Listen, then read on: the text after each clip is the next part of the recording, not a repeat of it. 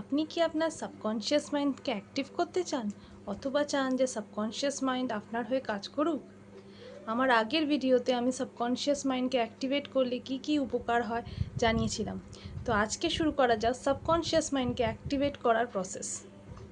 তো প্রথম প্রসেসের দিকে আসি। প্রথম প্রসেস যেটা আপনার সাবকনশিয়াস মাইন্ডকে সুপার অ্যাক্টিভ করার জন্য, সেটা হচ্ছে পজিটিভ সেলফ টক। তার মানে কি?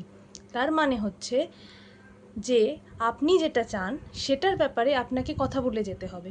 শুধু কথা বলা নয়, সকালে ঘুম থেকে ওঠার পর আর রাতে শুতে যাওয়ার আগে আপনাকে আপনি যেটা চান বা আপনার যেটা গোল বা যেটা আপনি ম্যানিফেস্ট করতে চান সেই বিষয়ে কথা বলে যেতে হবে। জোরে কথা না বলার কোনো দরকার নেই। আপনাকে আস্তে আস্তে বিড়বিড় বিড়বিড় বিড়বিড় করে যেভাবে আমরা কথা বলি সেইভাবে পজিটিভ সেলফ টক করতে হবে। কারণ আমার সাবকনশিয়াস মাইন্ড, আপনার সাবকনশিয়াস মাইন্ড যেটা একমাত্র বোঝে সেটা হচ্ছে রিপিটেশন।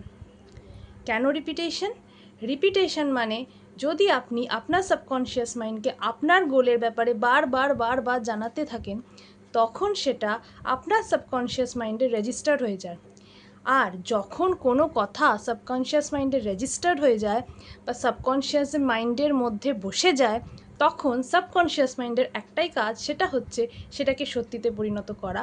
আর সত্যি পরিণত হওয়া মানে আপনার গোল বা লক্ষ্যে আপনি পৌঁছলেন। ধন্যবাদ, ধন্যবাদ, ধন্যবাদ।